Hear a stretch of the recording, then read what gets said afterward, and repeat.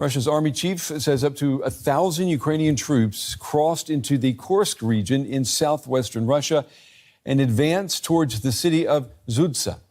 Thousands of civilians were evacuated from the area. Russia released footage of what it says are Ukrainian tanks and military vehicles on Russian territory. Moscow said that it launched air and artillery firepower to repel the attack. If confirmed, it would be the largest cross-border incursion by Ukrainian troops since the start of the war.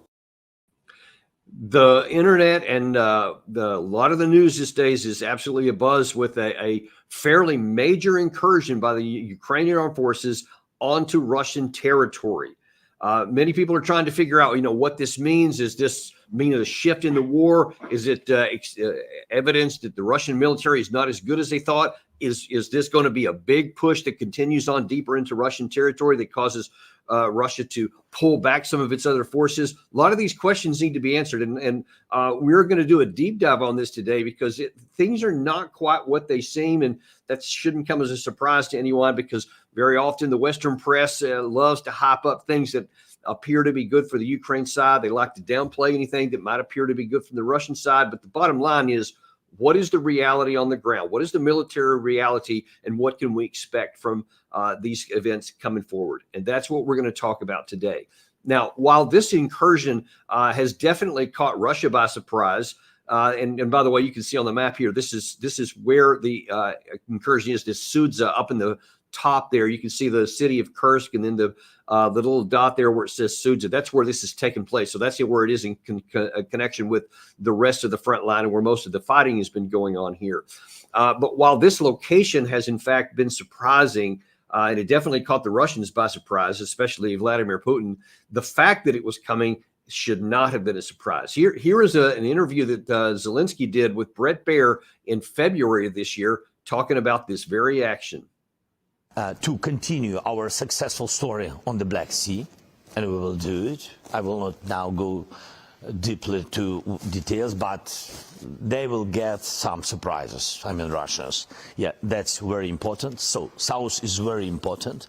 To defend East, where they have more than 200,000 soldiers, also very important to defend. And of course, we will prepare new counteroffensive, new operation. And of course, it's not, I'm not speaking that we will just stay. Of course, it depends on a lot of things. So I remember even at the time, you may recall, we commented on that clip there, that when he's talking about having a major offensive, that's coming on the heels. Remember, that's in February. So that was just a few months after the disaster of 2023's counteroffensive, where the Ukraine side had literally months, and more than a half a year to prepare, 9 months in some areas. They had literally thousands of armored vehicles from the West, millions of rounds of ammunition, allegedly plenty of time to train a lot of troops, et cetera, and it completely broke their teeth on the very first line of Russian defense, which they never fully penetrated. So for him to be talking in February that they may launch another counteroffensive just seemed a little bit odd. But you see that a lot of things that happen on the Ukraine side don't really make a lot of military sense. And we're going to see that this one, I think, is going to fall into that category as well. This is not the good news that many on the Ukraine side want to hear. And we also have to bear in mind that this is a war, and the outcome of a specific engagement or a specific battle plays a part in it. But the ultimate issue is, how is the war going to go? And the fundamentals that go into winning and losing a war are often different than the fundamentals of winning and losing a battle. Though in this case, I think you're going to find probably the outcome is similar to both the battle and the war in this case, and for similar reasons in terms of what's capable, what the offensive side, in this case, the Ukrainians, are capable of, and what the Russians' defenses are capable of. So first of all, we'll just say that the Russians are definitely embarrassed by this.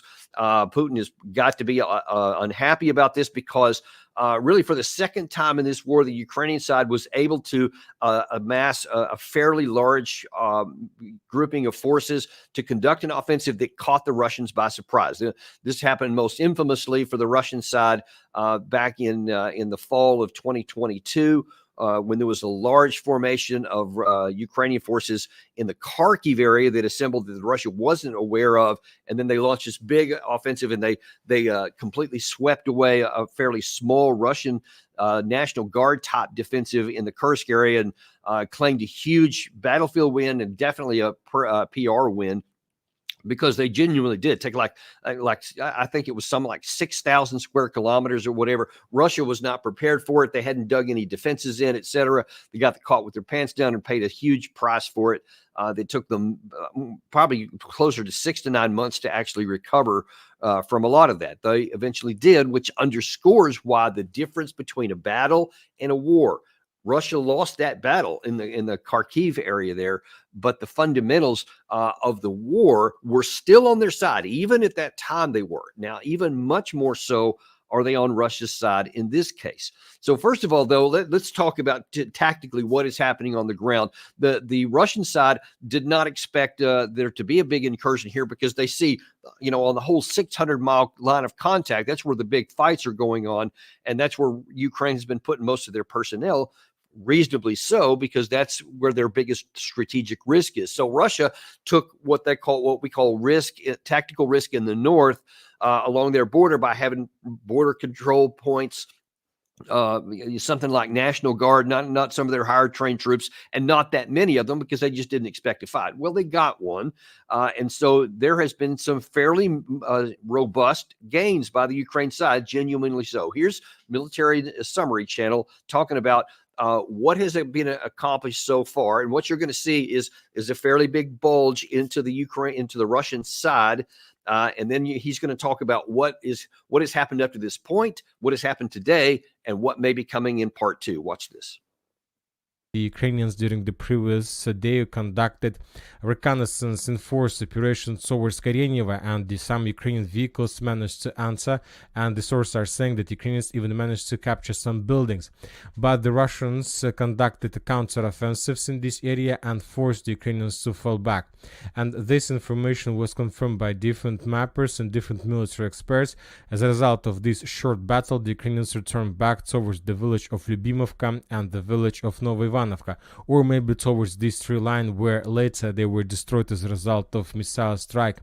Furthermore, the Ukrainians during the previous nights and during the previous day conducted significant number of attempts to attack the Russian positions in the village of Viktorovka. The same story, the Russians brought additional forces and repelled the Ukrainian attack, and the Ukrainians suffered losses and were forced to fall back.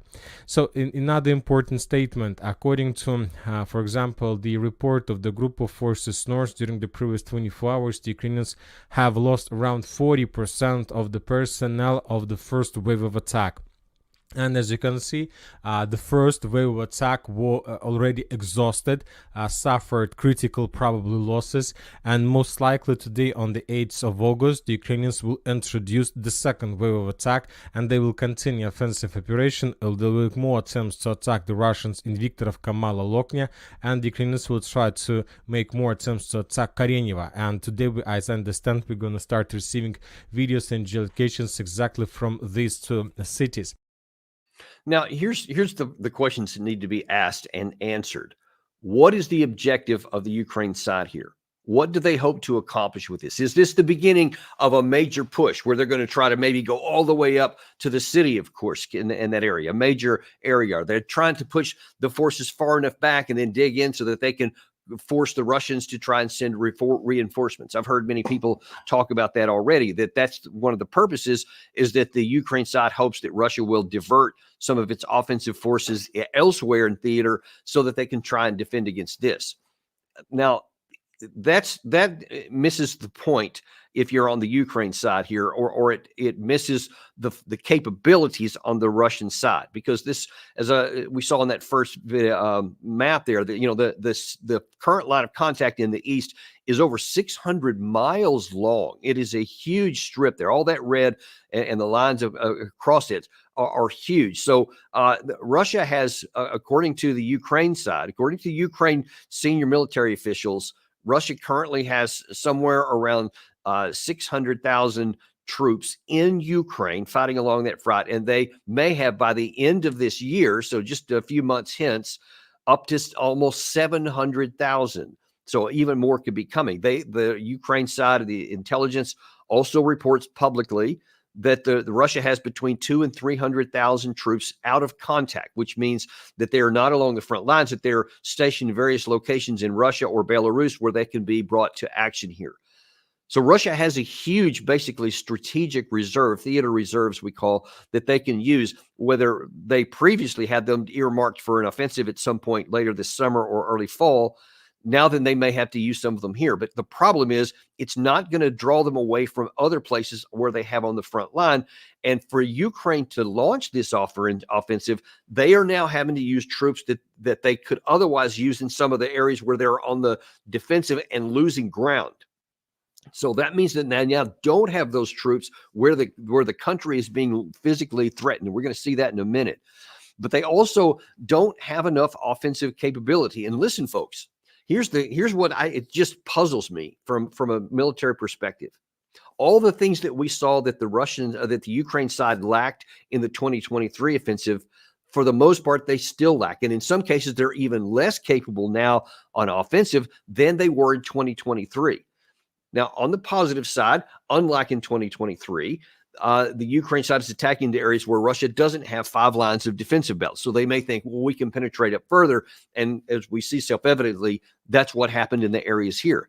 But if you don't have staying power, if you don't have not just 2 waves, as military summary it says that the Russians are expecting, but if you have to have 3, 4, and 5 waves, and you have to have a lot more than 1,000 troops.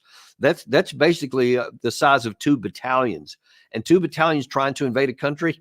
I mean, it's laughable on the surface of it, even when you say that out loud. Yet that's what's being done here. So the increasing probability is that Russia does have quite a bit more than 2 battalions of forces that can be redirected onto this location.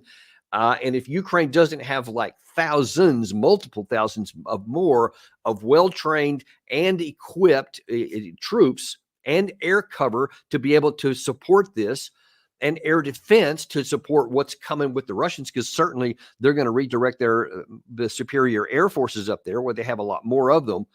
These guys don't stand a chance. And probably within a couple of weeks or maybe even less, these guys could be driven out. Now, it is possible that they could try and dig in. But again, all that's going to do is delay the inevitable. And that has no impact on the larger war. Now, as I said, Russia has been embarrassed by this. And certainly it's a bad day for the Russian president, who said this, by the way. The Kiev regime has carried out another large-scale provocation. It is indiscriminately firing various types of weapons, including missiles at civilian buildings, residential buildings, and ambulances.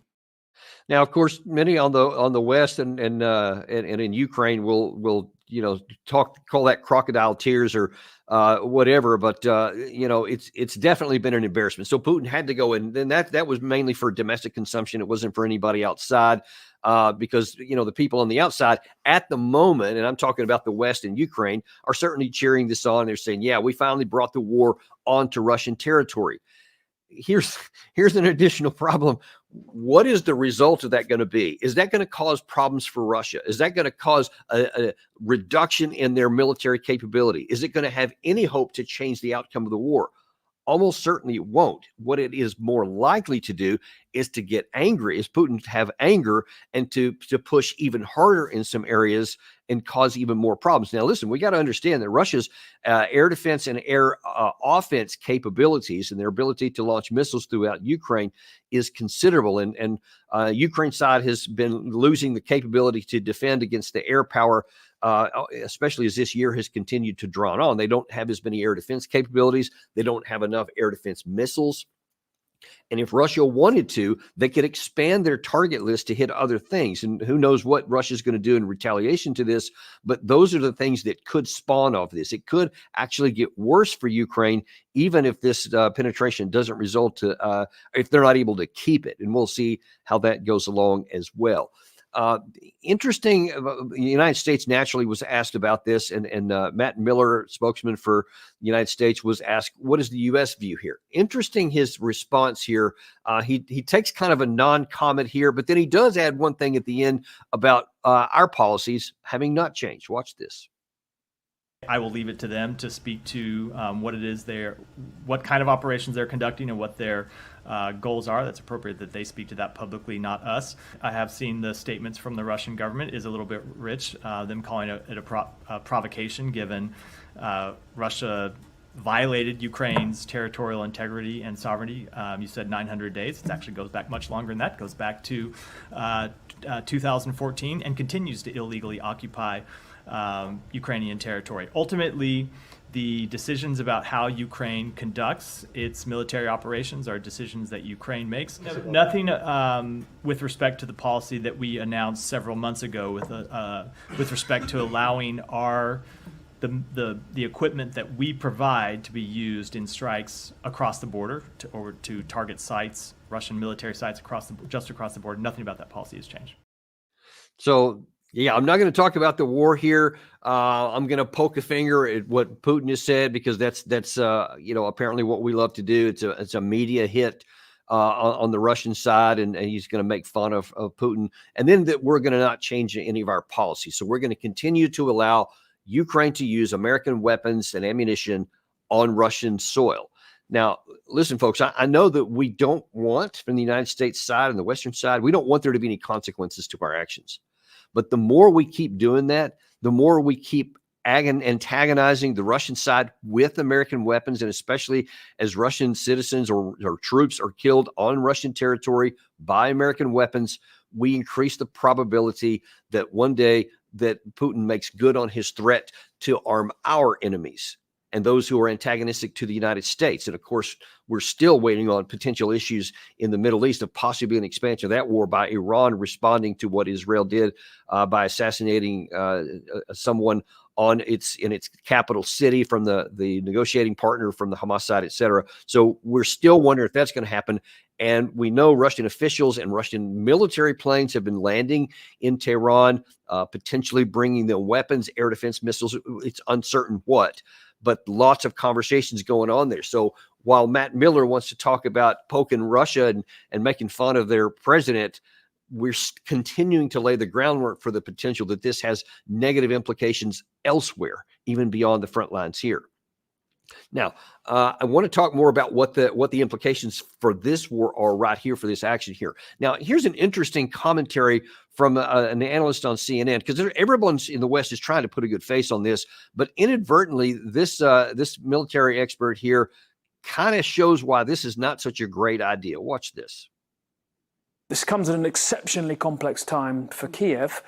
They are under great pressure on the Donetsk front lines near a town called Pokrovsk, a key military hub for them. They're losing theirs steadily but slowly. And there are other suggestions too that along that front line they're running out of manpower. So already today we're seeing Ukrainian observers going, well, what are you doing deep inside Russia if we're losing on other parts of the front line instead?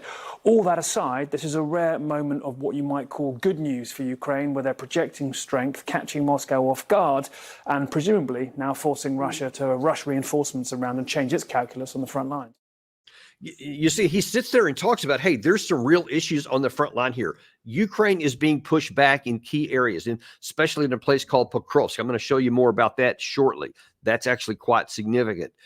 But then he just says, but hey, this is a rare moment of good news. And that just shows you the mentality of the Western side here.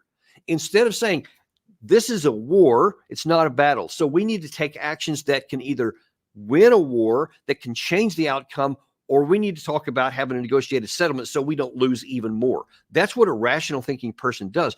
But you see that even though with his mouth, he sits there and acknowledges some real problems with what's going on right now and the difficult conditions with which Ukraine has. But then he just kicks over to, but hey, it's a rare moment of good news and good stories, et cetera. Folks, that doesn't make any difference. In a war, it doesn't make any difference. If all you care about is getting the media's seen today, if you only care about what this current media cycle is, then I guess that's something you can do, and you can celebrate that, yay, we have good news, because it is embarrassing for the Russian side. They have moved on to Russian territory, but can they stay there? Now we've seen this play out in periods of time before, and I want to show you the map here, if we could. Gary, show that first map for that. This is again the whole the Ukraine and all the red stuff is the war where you've been used to seeing it. Sudza up in the upper right hand corner, you see the city of Kursk. You can see Sudza there, that little dot here. Now here's the a map that we're going to zero in on that from the Institute for the Study of War. And you can see all this blue area here is on the Russian side. You can see kind of in the lower left-hand corner, that jaggedy line there. That's the Russian-Ukraine border. And so now all the area in the thatched blue zone there is territory that the Ukraine side has now moved into. So it's too early to say that they have captured it, but they are certainly in those areas right now. You may have recognized, especially in that kind of finger-looking situation on the upper left-hand corner there, jutting up toward the northeast southwest compass mark. That's what we saw in the military summary channel, where the Ukraine side had launched some troops there, but they were being pushed back. And so that was phase one. And then now they're looking at phase two. Now, here's where we get to some interesting analysis. Now, what I'm telling you is, I think that based on my assessment and the observation that I can have on several different inputs, that Russia has continued to mobilize up to 30 to 40,000 troops per month. They're losing far, far less than it. So the overall size of the Russian troops are gaining. They have military deals cut with North Korea to get missiles and artillery shells. They have deals with Iran to get drones, and they have some manufacturing things there. The Russian national military industrial complex, the defense industrial base, continues to expand. It's now cranking out, almost 7 days a week, 3 shifts, et cetera. So they're continuing to push out lots and lots of capabilities. Those are the things, the fundamentals that go into who can win a major war, especially if you're talking about an attritional contest between two armed forces. The side that has the most men, the most ability to supply them, and the biggest ability to continue to have a defense industrial base that on its side is virtually certain to be the winner. And it's almost impossible to imagine to be the other way. So this incursion does nothing to that. But then you have this curious information coming out for the Institute for the Study of War, where they have a different view on things. And this is a commentary from that's also talked about from some of the Ukrainian officials.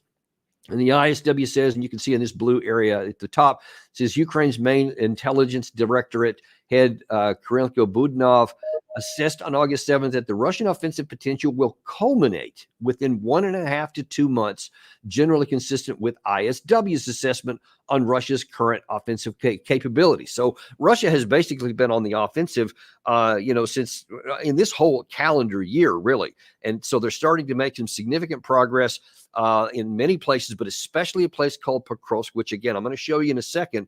But before we get there, I want to show you some of the things that have been done before, because I'm not sure what ISW is basing its claim on, that Russia is about to run out of gas, when I just showed you that their army is getting bigger by the month. They have military deals, actual treaties with other countries to physically give them war support, and their own defense industrial base continues to expand. So it's very unclear upon what ISW is basing its assessment, other than wishful thinking. But look, this whole issue with the Kursk area is not something we haven't seen before. Last year, you may recall that the Ukraine side made a big incursion over the Dnieper River, kind of in the southern part of the zone there, in a place called Krinky. And this is from October of last year, that with raids across the Dnieper River, the New York Times said, Ukraine may be seeking a new front in the war. And what that subhead there, if you can't read it in the blue, it says military experts are reporting extensive strikes on Russian-held territory in the south, potentially with the goal of establishing a bridgehead on the east bank of the Dnieper River. Now, Dnipro, sorry. That was from the beginning when I saw that happening, and I made comments on our channel earlier that made no military sense at all, because the Ukraine side was expending enormous amounts of personnel. They had lots of boats that they were going to try to ferry troops back and forth across there. They actually did get on the Russian side of that river. They did establish a beachhead, and that was hailed. I remember, I'll never forget this one, because many of the Western media especially Forbes, said, okay, because this was kind of at the end of the failure of the 23 offensive, but they were saying, no, this shows that they are making progress. They have made success, and they're moving across here, and they're going to open a new front on the south. But here was the problem then, as is the problem now. They didn't have the capacity to exploit that. So sure, you got a foothold on the other side of a river, but can you project power beyond that? And the same reason they couldn't project into all the area of the 2023 offensive is the same reason they couldn't do it in the Krinky area down there. They don't have the engineering ability to go into deeper into Russian-held territory. They couldn't get through the minefields. They couldn't get through the defensive fortifications that have been set up, and they couldn't go against that many men. And the terrain itself didn't facilitate that. Further, they didn't have the armor capability and the air support. One of the key things that was identified by everybody, they didn't have the air power to project to provide cover for that while they moved troops forward, and the air defense to keep the Russian side from moving into here. All of those things played out exactly as you would expect, and Ukraine never went beyond beyond that foothold. And then finally, after 7 or 8 months, I think just a month or two ago, they finally said, yeah, that's we admit that it didn't work, and then they abandoned the area and they went back. Of course, you didn't see her. All the Western media weren't talking about that one, or weren't saying how it was a bunch of disaster, but that's how it worked out. And now then, I think the same thing is going to play out here. We're just in the front end of this thing, so we'll see how it plays out over time. But this is also similar to an area that many in the West, in America in particular, may recall from World War II, the Battle of the Bulge. What that was in December 1944, when toward the end of the war, the war was all but lost. All the fundamentals showed that even though the Nazi side still had large numbers of troops, the cumulative weight between the West and the East, between the Soviet Union and the Western allies, in terms of manpower, in terms of industrial capacity, and all the things that go along with that ammunition-wise, everything was going against the German side at that time.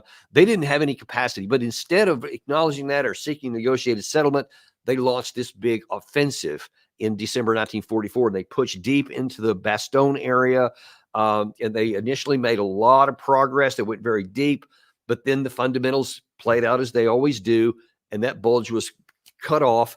And then by January, the latter part of January, everything that they had tried had failed, and all the troops that they had put into that offensive were dead or captured, and were then continuing to be driven back. And the war had its predictable end in April of 1945. That's how it worked out then. And by the way, just kind of at a point here, talking about the Battle of the Bulge, we're going to have it on our show at 1 o'clock this afternoon, kind of a special treat that we have. Dale Dye, who was in the movie Saving Private Ryan and the Band of Brothers, is going to be on our show to talk about how his realism and the things that he does, that he put on those movies, and his own combat experience. And he's going to talk about what real combat is probably looking like here on this war. We might even talk about this situation here. So you'll want to see that at 1 o'clock today. But moving back to what we're talking about here, I've mentioned a couple of times the issue of Pokrovsk. So while the media attention is all up on the Kursk area because the Western media is looking for anything positive, what they're not talking about as much is what's going on in Pokrovsk. And over on the eastern front there's a major battle going on, which friend of our show, Alex from History Legends, talked about earlier today. He's got a video, by the way, and we'll put this in our description here later. But you should go watch the whole video that he put out. But here's a taste of what he did and why this part is so important. We're gonna focus on this part of the front on the western side of Avdiivka. What happened in the last few days is an unmitigated disaster for the Ukrainian army. That was a frontline situation on the 1st of June. Then fast forward a month to the 1st of July, and that's the situation now in early August. The Russians literally advanced 12 kilometers in that direction, 9 kilometers in this one, and 6 kilometers there. The main reason behind this military debacle can be attributed to negligence. Complete negligence. We all remember how Ukraine bragged about building a powerful line of fortifications. Yet, in reality, in so many sectors of the front, Ukrainian commanders did not bother to build any fortifications. And when they did, these fieldworks ended up being fully exposed and poorly planned out. In the end, the Ukrainian army could not rely on a defense in depth. The moment the first line of defense crumbles, it's GG well played. Now, here's the really important part of that. If the Pokrovsk area falls, it's kind of in the center of the zone of that red area that we showed you in the big map in there. It's really important because it is one of the hubs of logistics areas where the Ukraine side is trying to provide support to keep the Russians from pushing through there. It also represents among the last of the defensive areas that have been built, for some of which are going all the way back to 2014. And as Alex showed you in there, even some of the defensive works they have not been strong enough. But there's very little, according to many satellite imagery, beyond that. If Russia breaks through that, then some of these, as I told you, reportedly up to 200,000-300,000 Russian troops that are not in contact yet could then be used to put a lot of pressure on this area, and there could be a major breakthrough.